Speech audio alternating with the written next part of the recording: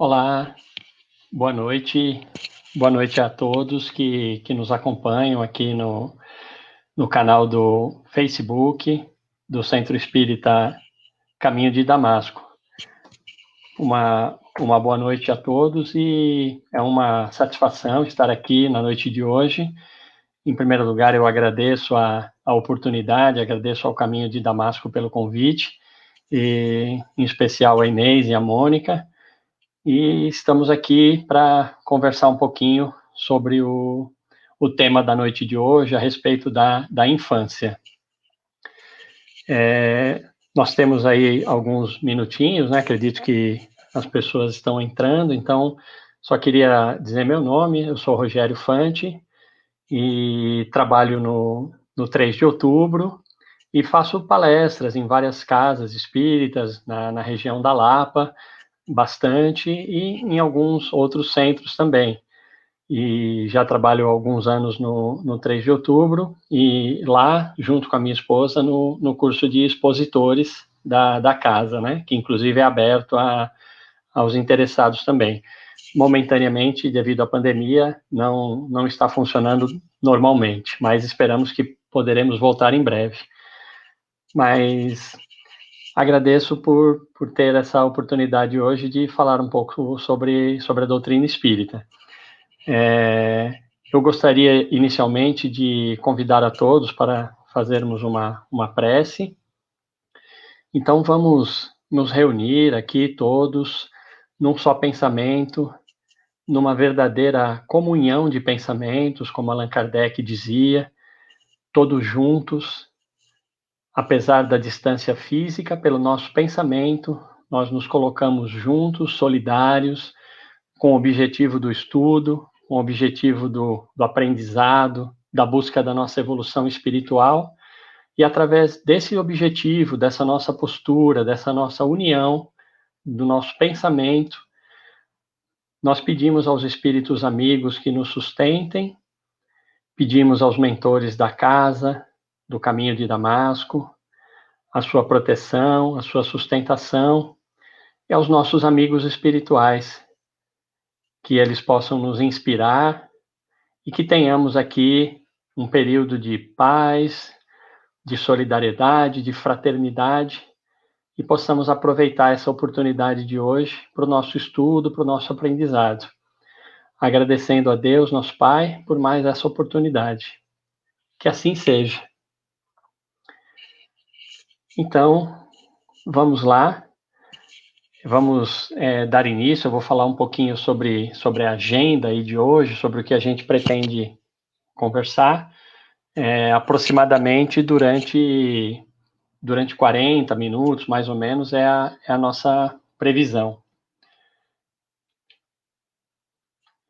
A nossa ideia hoje, dentro desse tema do Livro dos Espíritos, que é sobre a infância, no capítulo 7 do Livro dos Espíritos, é falarmos a respeito desses assuntos que estão aqui na agenda.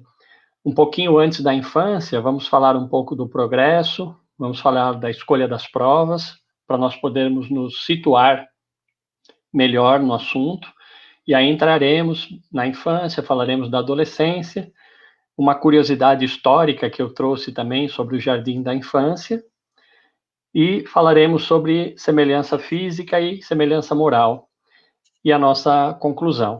Então, esse é o objetivo de hoje, durante esse tempo aí de aproximadamente 40 minutos. Nós estamos nos baseando no Livro dos Espíritos de Allan Kardec, e vamos sempre indicar o número da pergunta, para que quem tiver interesse em ler a pergunta ou se aprofundar mais no trecho, tem sempre a referência do local da onde estamos tirando esses conceitos que vamos conversar hoje.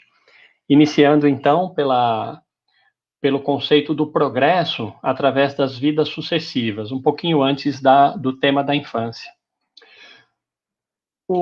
A vida espírita, a vida no plano espiritual, quando o espírito está desencarnado, então vamos imaginar o espírito desencarnado lá no plano espiritual.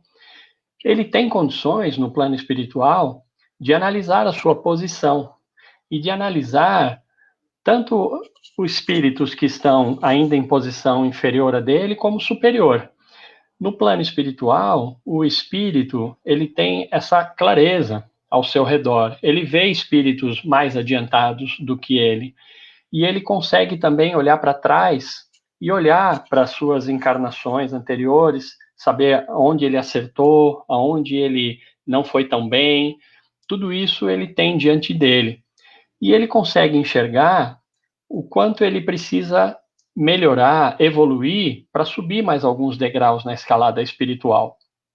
E tendo noção disso, do que ele precisa ganhar em conhecimento e ganhar na parte moral, nas virtudes, ele consegue, a partir daí, pedir uma nova reencarnação e escolher, inclusive, o gênero de provas mais adequado para a situação dele, para ele poder buscar um pouco mais de evolução espiritual que ele gostaria de conseguir. É então que ele vai vir para uma reencarnação. E aí é que nós vamos nos deparar com a questão da infância. Durante esse momento infantil, esse espírito, na verdade, vai ser um período de adaptação. Ele vai estar se adaptando a um novo corpo, a uma nova vida e a um novo meio ambiente, porque ele estava no meio ambiente no plano espiritual e vem para um meio ambiente da matéria densa aqui do nosso planeta. Então ele vai passar por um período de transição e adaptação. E enquanto esse corpinho de criança que ele vai estar usando ainda não tem todos os órgãos desenvolvidos plenamente, ele também não vai conseguir manifestar plenamente todas as suas capacidades, tudo aquilo que ele já tem dentro dele como espírito. Ele vai ter que aguardar esse corpo amadurecer. E ele fica na infância numa situação em que ele depende dos cuidados que ele precisará receber, e ele fica na dependência também das pessoas ao redor dele, pais, familiares, da influência dessas pessoas sobre ele.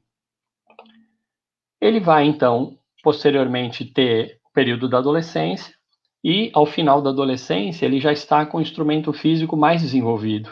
E ele vai aí, com esse instrumento físico mais plenamente desenvolvido, inclusive nós sabemos que o próprio cérebro só está mais amadurecido, mais pronto, lá para o momento realmente do final da adolescência. E a partir desse momento só, é que ele consegue, então aí são 18, 19, 20 anos aproximadamente, que ele demora para conseguir ter a plena condição de manifestar tudo aquilo que ele como espírito é, as suas tendências, os seus conhecimentos. Ele vai vivenciar a sua vida, a maturidade, o envelhecimento do corpo físico e finalmente a sua desencarnação. Ao ocorrer a desencarnação, ele vai passar de novo por um processo de readaptação a um novo meio ambiente, porque ele vai deixar uma matéria densa, onde ele viveu durante todo um período, para entrar de novo num outro plano, que é um plano espiritual, onde ele estará em contato com um outro tipo de matéria que é extremamente mais sutil, muito menos denso. E a doutrina espírita até usa aquela palavra de perturbação, que o espírito atravessa um período de perturbação até ele conseguir se desligar totalmente do seu corpo físico e estar totalmente readaptado ao plano espiritual. É semelhante a uma pessoa que dorme um sono muito profundo, e é um sono tão pesado, tão profundo, que quando ela acorda ainda meio tonta, ela não sabe direito se ela está acordada, está dormindo, está uma espécie de uma tontura. É mais ou menos esse processo da desencarnação e de atravessar essa readaptação dessa perturbação. E que nós sabemos que vai ser maior esse período de perturbação ou menor, de acordo com o próprio nível evolutivo de cada espírito. Se nós olharmos agora para cá, de novo, para essa infância, a gente percebe que quando o espírito vem do plano espiritual para entrar no corpo físico, ele está vivendo também esse processo ao contrário. Ele vai entrar no mundo material. E o Livro dos Espíritos explica que há também esse período onde as suas capacidades como espírito ficam amortecidas. ele entra nessa perturbação também no sentido de estar amortecida as suas capacidades. Por quê? Porque aquele corpinho daquela criança não suportaria, por não ter ainda os seus órgãos totalmente desenvolvidos, aquele corpinho não suportaria a plena atividade do espírito. Se o espírito já fosse manifestar ali sua plena capacidade, sua plena atividade, o corpo não suportaria. Então a gente percebe que a desencarnação tem um processo de readaptação e a encarnação, passar pela infância, representa também um processo de readaptação. Então, dentro dessa visão geral, vamos agora detalhar um pouco mais esse processo. A escolha das provas, na questão 258, fica muito interessante a pergunta de Allan Kardec, que diz o seguinte: no estado errante, antes de uma nova existência corpórea, ou seja, quando o espírito está lá no plano espiritual, antes de iniciar uma nova existência corpórea, o espírito tem consciência e previsão do que vai lhe acontecer durante a vida? Olha que pergunta bastante interessante que Allan Kardec faz. O espírito está lá no plano espiritual, ele tem previsão do que vai lhe acontecer durante a vida? E a resposta dos espíritos, ele mesmo escolhe o gênero de provas que deseja sofrer. Nisto consiste o seu livre-arbítrio. Então, é aquela situação em que nós comentamos, de que o espírito está lá no plano espiritual, já desligado completamente do corpo físico, desligado das coisas aqui do mundo da Terra, ele está no plano espiritual. E aquilo que nós comentamos, que ele enxerga, tanto olhando para frente, ele vê o que ainda falta para ele para evoluir, ele vê outros espíritos mais evoluídos, ele gostaria de atingir uma evolução maior, e ele vê o que lhe falta, e também quando ele olha para trás, ele vê a última vida que ele teve na Terra, o que ele fez de bom, o que ele fez que não deu certo, ele vê isso tudo. E ele tem condições de enxergar o que ele falta para ele ainda, e para ele buscar um novo conjunto de provas numa nova vida aqui na matéria. Na letra A dessa questão, Kardec faz a pergunta sensacional. Kardec pergunta o seguinte: peraí, não é Deus quem me impõe as tribulações da vida como castigo? Olha que coisa interessante, hein? Kardec, então, vai falar, quer dizer, o espírito escolhe, mas assim, não é Deus, então, que vai impor uma nova vida, uma nova reencarnação? Veja bem, como castigo? É a pergunta que Allan Kardec faz. Isso, nós sabemos que o Livro dos Espíritos foi publicado em 1857, na sua primeira edição, e que Kardec, nessa época, estava nos seus primeiros anos ali, trabalhando com a investigação do plano espiritual, os estudos que ele fazia estavam no início. E a gente vai perceber que ao longo das obras de Allan Kardec, principalmente quando chega lá no livro O Céu e o Inferno, ele vai estar com esses conceitos bem mais amadurecidos, e principalmente quando ele publica a Gênese, é o ápice, onde é o livro onde está mais maduro todas as pesquisas que Kardec fez ao longo de muitos anos. E aqui ele pergunta isso: não é Deus que impõe como castigo? E a resposta é muito interessante. Nada acontece sem a permissão de Deus, porque foi ele quem estabeleceu as leis do universo. Inclusive, no Livro dos Espíritos, a parte terceira do Livro dos Espíritos, as leis divinas estão todas detalhadas e vale muito a pena a leitura dessa parte terceira do Livro dos Espíritos. Continuando, eles dizem: dando ao espírito a liberdade de escolha, deixa-lhe toda a responsabilidade dos seus atos e das suas consequências. Nada lhe estorva o futuro. O caminho do bem está à sua frente, como o do mal. Então, a gente percebe que esse livre-arbítrio é um ponto onde o espírito tem um amadurecimento já, ele conquistou um amadurecimento para fazer essa análise e para pedir uma nova reencarnação e as provas que ele percebe que ele precisa passar para buscar mais evolução. E, muitas vezes, quando numa reencarnação, numa determinada reencarnação, o espírito ele não atinge plenamente tudo aquilo que ele gostaria, ele comete erros, ele não atinge plenamente o desenvolvimento que ele imaginava naquela reencarnação, Deus, na sua bondade e no seu amor, nos permite uma nova reencarnação. sempre existe a possibilidade de uma nova reencarnação onde nós possamos nos aprimorar mais. E aí é que está a beleza e a justiça perfeita das reencarnações sucessivas, onde Deus realmente nos dá a oportunidade. Não exige de nós que nós façamos o nosso pleno e completo e absoluto desenvolvimento evolutivo numa única existência de 80 anos, de 90 anos, ou às vezes de uma criança que morre cedo e que não atinge nem a adolescência e morre. Numa única vida, nós não teríamos a condição, nem que durasse 200 anos, de nós atingirmos a plenitude da nossa evolução espiritual. Então, a beleza do conceito de reencarnação, de nós termos uma nova oportunidade de conquistar um pouco mais que ainda nos falta. Na 259, a pergunta vai ser mais específica. Se o espírito escolhe o gênero de provas que deve sofrer, todas as tribulações da vida foram previstas e escolhidas por nós? Interessante isso, né? Kardec pergunta.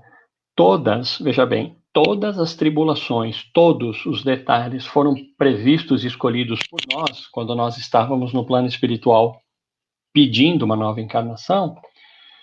E a resposta, todas, não. Pois não se pode dizer que escolhestes e previstes tudo o que vos acontece no mundo, até as menores coisas. Então, o importante aqui é entender que o gênero de provas, como o próprio nome diz, é uma coisa genérica, uma coisa geral. E que os detalhes do que acontece no dia a dia, os detalhes são consequências das decisões que nós vamos tomando. A cada momento, a cada dia, nós tomamos decisões e dessas decisões nós colhemos um resultado. E aí, isso vai se encaminhando ao longo da vida. Agora, o gênero de provas é quando o espírito escolhe as circunstâncias gerais de uma vida.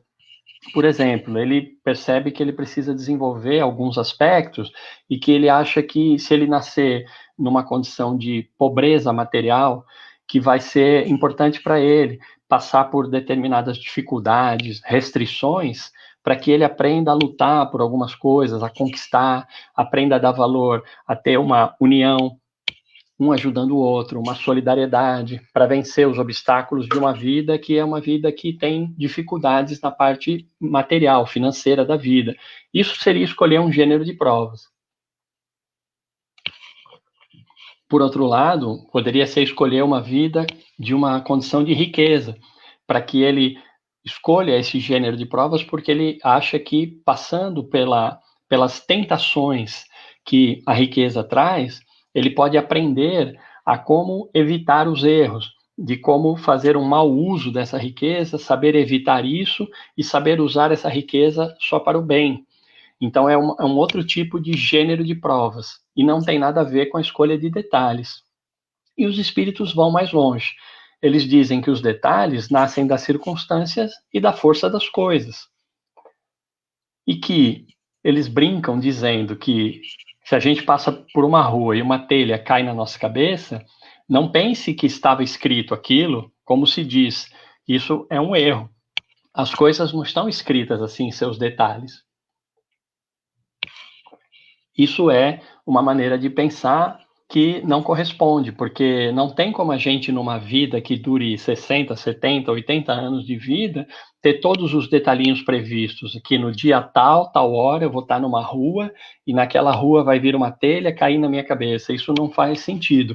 O que existe é a escolha do gênero das provas. E aí depois, ao longo de muitos anos, as decisões que nós vamos tomando vão gerando consequências conforme nós vamos decidindo. E a responsabilidade das decisões, das nossas escolhas, a responsabilidade de qual caminho nós tomamos na vida é uma responsabilidade nossa, que também está dentro do nosso livre-arbítrio, como esteve dentro do nosso livre-arbítrio quando escolhemos as provas no plano espiritual, que Deus nos oferece essa liberdade de escolha e não a imposição de castigos.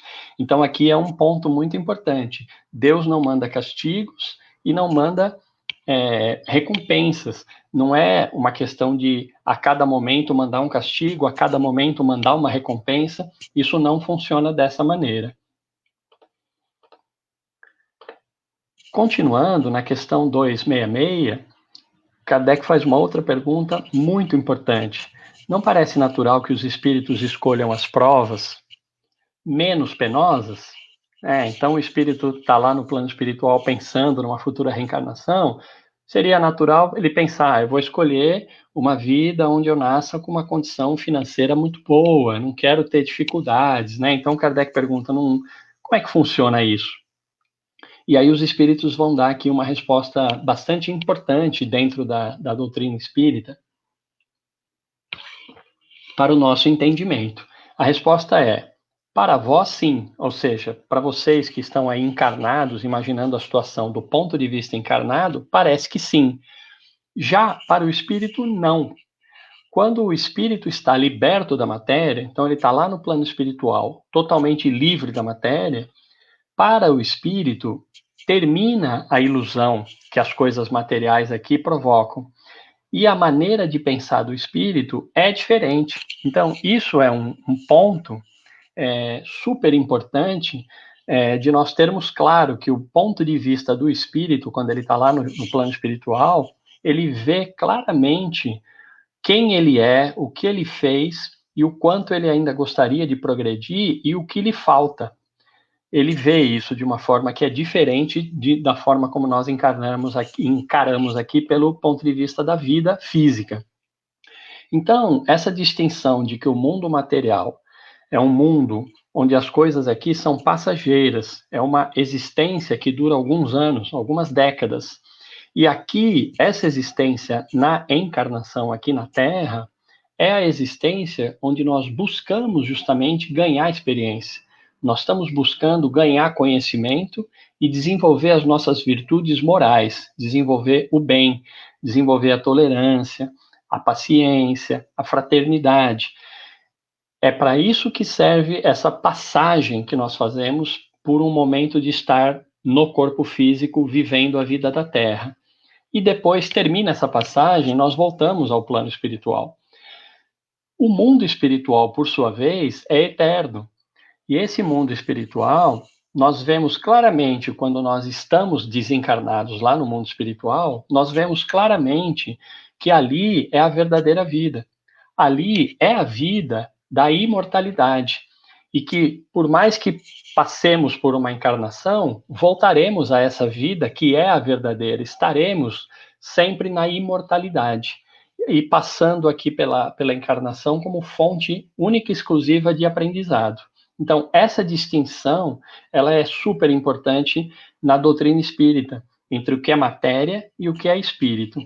As coisas da matéria, elas passam, elas, inclusive, a matéria, ela se deforma, ela apodrece, a matéria, as coisas se estragam, elas têm uma duração. E a parte do espírito, o espírito, ele continua, ele é imortal, não tem essa deterioração como tem das coisas da matéria. Então, são dois elementos completamente distintos.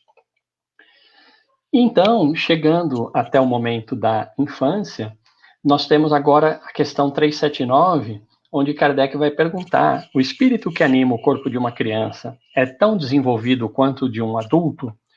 E a resposta é que pode mesmo ser mais desenvolvido até. Se esse espírito que encarnou e está como uma criança, se ele já progrediu mais, ele pode até ser mais avançado do que os pais. Porém, como é uma criança e os órgãos ainda não estão desenvolvidos, ele não consegue manifestar plenamente as suas capacidades como espírito. Então ele vai, conforme o corpo vai amadurecendo aos poucos, ele vai manifestando aos poucos as suas capacidades que ele tem dentro dele como espírito. E na questão 383, a pergunta é: para que serve, né? Por que o espírito passa pela infância? É a pergunta central. Então a resposta é que a encarnação, ela é, aqui como eu coloquei em vermelho, a encarnação é única e exclusivamente a finalidade de aperfeiçoamento. A finalidade do espírito vem aqui na matéria buscar o seu aperfeiçoamento, a sua evolução moral. Então, com essa finalidade, o espírito na infância ele é mais acessível durante a infância a tudo aquilo que ele recebe. e que isso seria para ajudar o seu adiantamento, para que os pais, os responsáveis, até os professores, possam contribuir com a educação desse espírito. Então, ele passa um período na infância onde ele se torna mais acessível às impressões que ele recebe, aos exemplos que ele recebe, aos conselhos, a vivência que ele tem dentro da família, da escola, é um momento em que ele está mais aberto para receber essas influências e que ele precisa muito que sejam influências que o estimulem ao bem, que o estimulem às virtudes, que o estimulem ao estudo, para que ele se desenvolva plenamente. Não só porque é uma criança que vai viver, ficar adulto e depois morrer. Não é isso. Mas é porque ele precisa disso como espírito. Aquilo tudo que ele conseguir aprender e que ele conseguir melhorar na sua parte moral, fica incorporado para ele como espírito imortal. Então não é simplesmente uma criança que vai ser adulto e que vai morrer, é muito mais do que isso. A infância serve como preparação para esse espírito na sua trajetória imortal. E a conclusão, então, é que o período da infância, ele é consequência direta das leis divinas, porque dentro das leis divinas está previsto a lei do progresso através das reencarnações. Todos nós reencarnamos para buscar esse progresso que não é possível ser feito numa vida só. E Deus, então, dentro dessa bondade, desse amor e dessa sabedoria de Deus, onde ele prevê tudo nas leis que regem o universo, ele prevê não só a reencarnação, mas ele prevê ainda o período da infância, como sendo um período em que aquele espírito fica mais acessível, mais maleável, para receber todo o que ele puder receber de exemplos e de coisas boas, para que facilite ainda mais a sua evolução e o seu desenvolvimento na sua trajetória daquela reencarnação, visando a uma trajetória espiritual. E aí, dentro disso, eu trouxe uma curiosidade sobre o Jardim da Infância, que está na Wikipédia. Eu coloquei até o link aqui da Wikipédia na pesquisa de Jardim da Infância, nós podemos encontrar as informações lá, que vai nos contar a respeito de Friedrich Frobel, que foi um pedagogo. Ele viveu uma boa parte da vida dele no século XIX. E o Frobel, ele foi um pedagogo alemão que teve raízes na escola de Pestalozzi, porque ele, inclusive, trabalhou com Pestalozzi e foi influenciado bastante por Pestalozzi, que era um grande pedagogo. E esse Frobel, ele foi o fundador do primeiro Jardim da Infância que existiu. E Pestalozzi, ele era um grande pedagogo e ele fundou uma escola que ficava na Suíça, numa localidade que era o Castelo de Yverdun.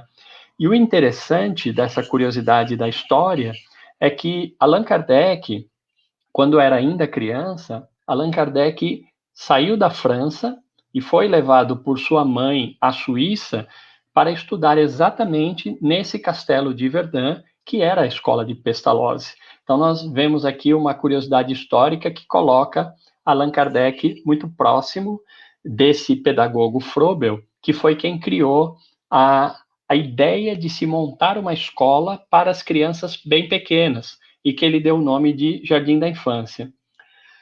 O pai do Frobel era um pastor protestante, e o Frobel ele tinha uma profundidade religiosa muito grande, era um homem muito religioso, muito influenciado pelo pai, que era pastor. E uma das coisas mais interessantes que Frobel deixou para a pedagogia moderna foi o que ele percebeu de que o ser humano é essencialmente dinâmico, produtivo, e não simplesmente receptivo, no sentido de que se acreditava até então, e por muitos séculos se acreditou, que o ser humano, a criança, quando está aprendendo, está iniciando uma vida, que é só um depositário, é como se a criança fosse uma caixa vazia ou um balde vazio, que precisam ser depositados dentro dela todos os conhecimentos. É como se fosse aquela coisa da decoreba, ficar repetindo, repetindo, decorando e enchendo esse balde vazio com essas coisas. Essa ideia perdurou por muito tempo. E o Frober percebeu que essa ideia não tem cabimento. O ser humano ele já tem um dinamismo próprio. E qual foi a forma como Froebel entendeu o ensino? Ele entendeu o ensino como sendo extrair mais da pessoa, muito mais do que ficar colocando e jogando coisas dentro da pessoa, mas extrair, aproveitar o potencial que essa criança já mostra, essa criatividade, essa curiosidade, essa força de imaginação, de curiosidade que a criança tem, aproveitar isso.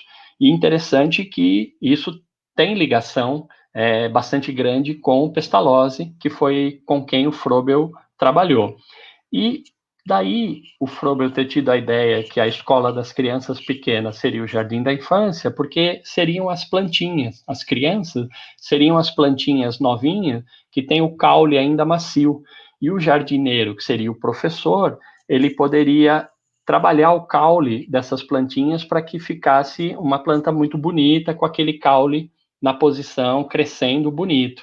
Então, a relação entre o professor jardineiro e a criança, essa planta muito jovem. E que, essencialmente, nos remete à ideia que o Livro dos Espíritos, que seria publicado em 1857, é a ideia que o Livro dos Espíritos traz, que a infância é o período que aquele espírito reencarnante ainda está bastante aberto, bastante acessível a todos os exemplos que ele possa receber para lhe levar a uma boa reencarnação. Então a gente vê que o Froebel era protestante, não tem nada a ver com doutrina espírita, e mesmo assim ele chegou em alguma coisa muito próxima ao que seria publicado e até antes de ser publicado o Livro dos Espíritos.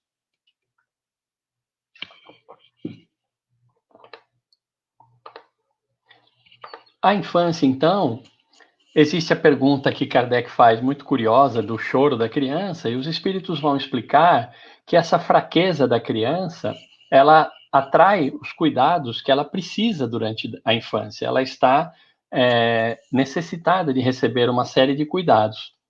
E dentro da sabedoria de Deus, essa doçura, essa vivacidade, essa inocência da criança, elas encantam os pais e despertam todo um amor e um carinho. Então, essa inocência, essa coisa gostosa da criança, despertam nos pais algo que a criança precisa. Ela precisa receber estímulos para ela poder se desenvolver. E assim como ela recebe esse amor, ela também pode abrir o seu coração para também amar.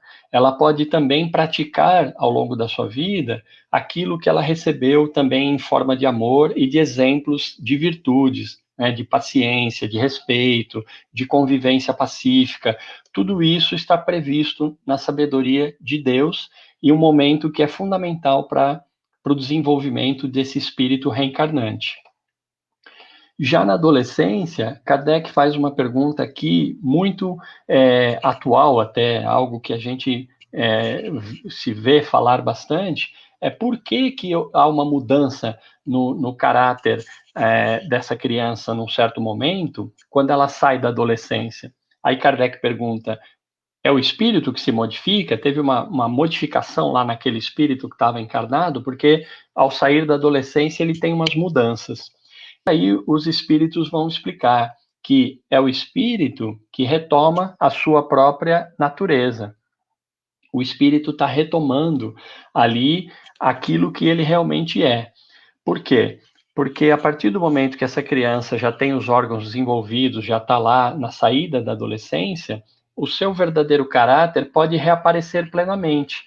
Se esse espírito já era um bom espírito, ele continua da mesma forma, mas algumas características se mostram, algumas novas cores, alguns novos aspectos e características, eles se mostram, porque é quando o espírito começa a realmente manifestar 100% daquilo que ele efetivamente é, porque como nós vimos na infância, ele ainda está incapacitado de tudo manifestar, ele está aberto às influências que ele pode receber, e no final da adolescência desabrocha aquele ser reencarnante em toda a sua plenitude, já entrando na vida adulta. E Kardec vai perguntar mais algumas coisas muito interessantes que estão num outro trecho, mas que eu trouxe aqui porque são correlacionados. Então, na 207, A pergunta é: os pais transmitem aos filhos semelhança física, isso não tem nenhuma dúvida, mas transmitem também a semelhança moral? Então veja a pergunta de Kardec: na parte moral, os pais transmitem essas coisas para os filhos? E aí ele explica que o seguinte: não, porque se trata de almas ou espíritos diferentes. O espírito dessa criança, que é o filho, é um espírito diferente do que é o espírito da mãe e o espírito do pai. O corpo precede do corpo, mas o espírito não procede do espírito. Aí Kardec completa: e quando tem as semelhanças morais? Porque tem famílias que têm uma semelhança entre os componentes da família. Por que tem a semelhança? E os espíritos vão aí explicar que, nesse caso, são espíritos que já são simpáticos e que foram atraídos por essa afinidade. Então, por exemplo, uma família onde nós temos um exemplo muito simples, onde o pai e a mãe são pessoas ligadas à música, são pessoas que tocam instrumentos, que compõem, e muitas vezes dois filhos que estão naquela família acabam demonstrando também uma grande característica, uma grande inclinação também para música, para tocar, para compor. O que aconteceu aí? Aí os espíritos estão dizendo é que esses espíritos dos filhos e dos pais já eram no plano espiritual espíritos que já tinham essa afinidade lá no plano espiritual, já gostavam de música, já tinham essa ligação. E quando eles estão aqui na matéria e nascem como filhos, eles simplesmente dão continuidade manifestando aquilo que eles já eram, aquilo que eles já tinham. E, às vezes, ocorre o oposto. Às vezes, os filhos que vêm são com características bem diferentes da característica que os pais têm. Também pode ocorrer. Basicamente, nossos filhos são espíritos. Basicamente é isso que acontece. E quando se fala de materialização de espíritos, né, nós, como pai, como mãe, não precisamos nem de médium, nem nada para fazer materialização de espíritos. Basta que o pai e a mãe tenham um filho, porque, na verdade, esse filho que nasce é a materialização de um espírito. O espírito vem do plano espiritual e se materializa naquela criança. Então, nossos filhos são espíritos. Essa que é a moral da história, né? E uma coisa que fecha todo o ciclo, uma pergunta que vai fechar todo esse ciclo é muito importante, é a 210. Os pais poderão, pelos seus pensamentos, e veja bem, as suas preces, eles poderão atrair para o corpo do filho um bom espírito em lugar de um espírito inferior? Olha como as perguntas que o Kardec faz, o Kardec era bem danadinho, assim, ele faz perguntas incríveis, né? Ele quer saber se, por muitas preces que os pais façam, eles conseguem atrair para o corpo do filho um bom espírito, em lugar de um espírito inferior. Muito interessante. E a resposta é simplesmente não, não conseguem. Mas podem melhorar o espírito da criança que veio, porque esse espírito que veio e nasceu no corpo daquela criança, esse é um espírito que foi confiado à proteção desses pais. Então, esses pais têm o dever de fazer tudo o que puderem para a evolução daquele espírito. E eles dizem o seguinte, que os filhos ainda inferiores, quando o filho é um espírito ainda inferior ao próprio pai e à própria mãe, né? Esse espírito que ainda é inferior, na verdade, é uma prova para os pais. E que os pais se esforçando em fazer tudo o que puderem para dar os melhores exemplos, darem a melhor formação, inclusive moral, do bem, do amor, esses pais estão contribuindo com a trajetória de um espírito imortal.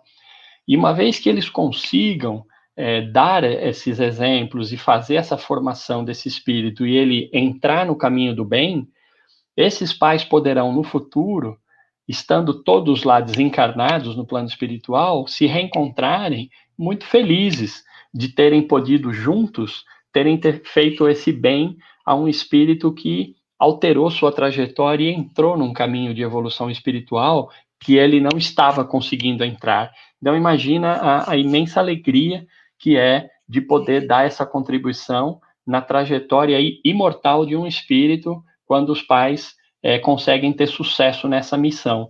Então, os pais, eles são responsáveis e têm esse dever sagrado, e que a infância é um período que é dado por Deus para poder facilitar um pouco esse trabalho, estando aquele espírito bastante receptivo durante essa infância para receber essas boas influências que ele precisa e que ele pediu a reencarnação. Ele pediu a Deus uma reencarnação, escolheu as provas que ele precisava enfrentar e tem a infância como um momento em que ele precisa muito receber esse apoio para poder ser bem-sucedido nessa encarnação e além dessa encarnação, na sua trajetória como espírito imortal.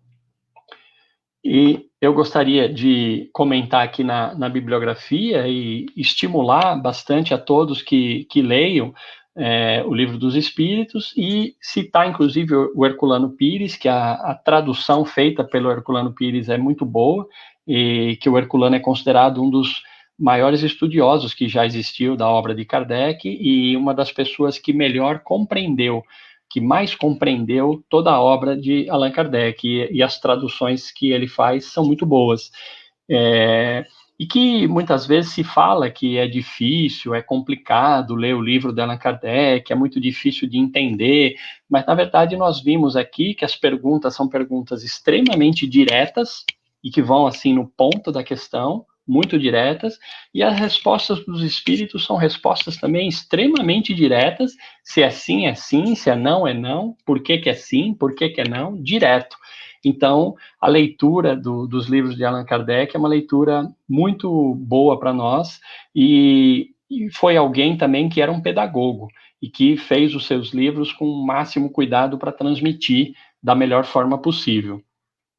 Bem, era o que nós tínhamos para conversar hoje, e eu acredito que nós estamos mais ou menos dentro do tempo, né? São 20h45 agora, e talvez até surja até mais um minutinho, ou dois, ou alguns minutinhos para algum comentário, alguma pergunta, e eu até peço também para a Mônica, se ela tiver algum comentário, alguma pergunta, ou alguém tiver alguma coisa, até porque eu não consegui olhar na transmissão do Facebook para ver se tinha alguma coisa ou não, mas se tiver, eu fico aqui à disposição, e mais uma vez agradecendo a oportunidade de estarmos aqui hoje conversando sobre esse tema tão importante e um tema tão interessante como esse da infância, da adolescência, né?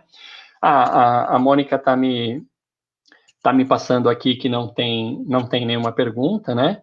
Eu agradeço aí os comentários que a Mônica colocou, obrigado aí pelos comentários, e foi uma satisfação realmente, e eu gostaria então de passar para a prece de encerramento, então, né? Para que nós possamos terminar aí dentro do horário, que é uma coisa importante também, respeitar o horário definido também por esse tema de hoje, né? Vamos, então, mais uma vez, nos recolhendo, vamos procurando, do fundo do nosso coração também, emitir também as vibrações que nós temos em conjunto, mais força para poder sustentar e emitir as nossas vibrações, direcionando para o planeta Terra, vibrações de amor, vibrações de equilíbrio. Vamos imaginar o planeta Terra completamente envolvido em paz, em harmonia, desejando para esse nosso planeta Terra que prevaleça a união, que prevaleça o diálogo, vibrando para o nosso planeta Terra o diálogo entre todos os povos, a união entre os povos, especialmente nesse momento de pandemia, onde a união é fundamental para que possamos atravessar as dificuldades. Vamos vibrar harmonia, diálogo, vamos vibrar muito amor, envolver o nosso planeta nessas vibrações, principalmente vibrações também de esperança e vibrações de fé em Deus, da certeza da bondade de Deus, da sua sabedoria e da perfeição das suas leis. Vamos vibrar também, dentro do tema de hoje, por todas as famílias. Vamos vibrar para que exista em cada família o diálogo, para que exista em cada família o respeito, a paz. Vamos vibrar para fortalecer os pais e os responsáveis por essa missão, para que eles sejam fortalecidos e sustentados nessa missão sagrada de procurar desenvolver os filhos, as suas virtudes, os seus bons sentimentos. Vamos vibrar muita sustentação a todas as famílias. Assim, vibrando também por todos nós, pelos nossos familiares, para que tenhamos sustentação, equilíbrio na nossa jornada. Particularmente agradecendo por esse encontro de hoje, que possamos reter sempre os ensinamentos de Jesus, do seu Evangelho e do esclarecimento que a doutrina nos traz, para que dentro de nós possamos buscar o melhor caminho da nossa evolução, tanto intelectual como moral, que os bons espíritos possam nos fortalecer e nos sustentar para que tenhamos coragem e ânimo diante de qualquer prova que venhamos a enfrentar, sabendo que todas as provas têm por objetivo única e exclusivamente a nossa melhoria, o nosso ganho de aprendizado, de experiência, e que nós escolhemos o gênero das nossas provas em busca dessa força, desse desenvolvimento e evolução, e que nós estaremos um dia lá no plano espiritual avaliando, pensando em todas essas provas, o quanto nós melhoramos, o quanto nós evoluímos, e buscando numa próxima encarnação o quanto ainda nos falta. E graças a Deus por essa oportunidade infinita das reencarnações e da evolução. Que assim seja.